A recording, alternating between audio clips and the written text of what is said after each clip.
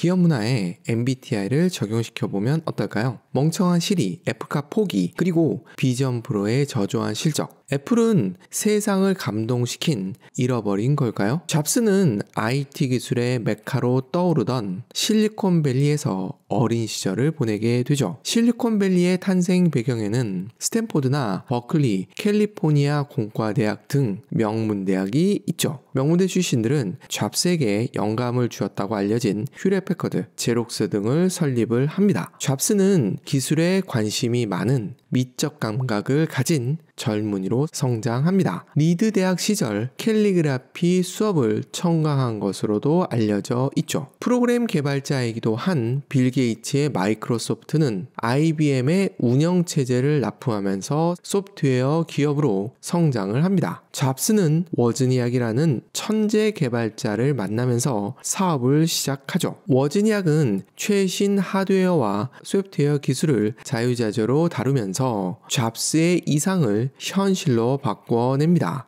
애플 컴퓨터는 개인용 컴퓨터의 대명사가 됩니다. 잡스의 자서전을 읽다 보면 현실 왜곡장이라는 단어를 만나게 되죠. 잡스는 이상으로 현실을 마음대로 해석하는 능력을 가진 인물이라는 거죠. 애플의 대박과 쪽박의 분기점이 여기서부터 시작된다고 보여집니다. 제록스에서 마우스를 활용한 그래픽 유저 인터페이스, 그러니까 GUI 기반 소프트웨어를 접하게 됩니다. 초기 개발 단계였던 거죠. 여기에 현실 왜곡장이라는 필터를 사용합니다. 그리고 GUI 기반의 운영체제를 탑재한 컴퓨터 출시를 압박하죠. 결국 실패합니다. 너무 느렸기 때문이죠. 그가 그토록 중시한 UX, 그러니까 사용자 경험에 배치되는 결과가 나온 겁니다. 만약 하드웨어의 발전 속도가 잡스의 마음을 따라왔다면 결과는 달라졌을 수도 있습니다. 하지만 현실 왜곡장은 사람의 마음을 움직일 수 있을지는 몰라도 기술 개발 속도까지 좌우하지는 못했던 거죠. 또 있습니다. 냉각팬이 없는 조용한 컴퓨터 출시를 꿈꾸죠. 당시 CPU는 더 많은 열을 발생을 시켰죠. 이를 냉각시키지 않으면 CPU는 라면을 끓일 수 있을 정도의 열을 내고도 남습니다. 그리고 이 열은 동작 오류로 이어집니다. 하지만 잡스의 현실 왜곡장은 또 한 번 너무 먼 미래의 기술을 현재로 끌어옵니다. 최근 애플 컴퓨터 중에는 냉각팬이 없거나 최소화한 제품들이 있습니다. 저전력 반도체 기술이 개발되었기 때문에 가능해진 거죠. 자신이 만든 회사에서 쫓겨났다 돌아온 잡스가 마주한 애플의 실패작도 있었습니다. 어찌 보면 스마트폰의 조상이라고도 할 수 있는 PDA입니다. 퍼스널 디지털 어시스턴트의 약자죠. 유튼이라는 제품입니다. 저도 써봤는데 문자 인식이 형편없었습니다. 무겁기도 하고요. 배터리 수명도 아주 짧았습니다. 그래서 최초의 스마트폰이라 할 수 있는 블랙베리는 쿼티 자판을 하드웨어적으로 장착을 해버리죠. 잡스는 에피소드 제조기입니다. 강연을 마치고 키보드에 사인을 해달라는 요청을 받습니다. 그런데 IBM PC 호환 규정을 위해 만들어진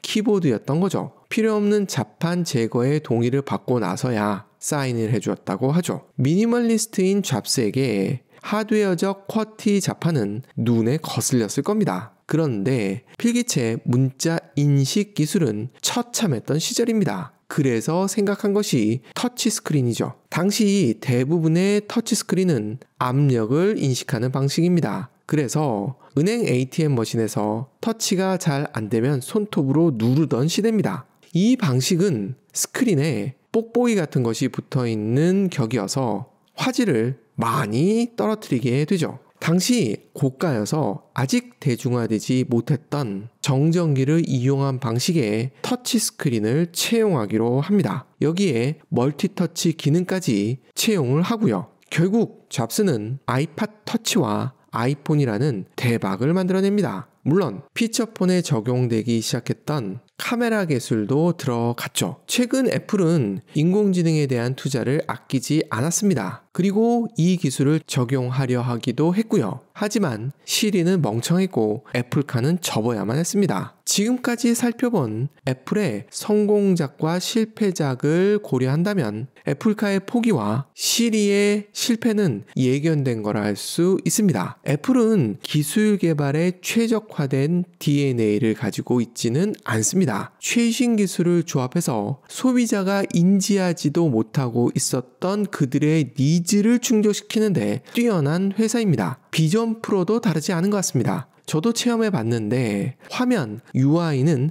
상당한 수준이었습니다. 하지만 UX의 하나라 할 수 있는 무게감은 최악이었습니다. 배터리 무게에 대한 해법을 찾기 전에는 어려워 보이더군요. 최근 인공지능 발전 속도는 충격적이라 할 수 있습니다.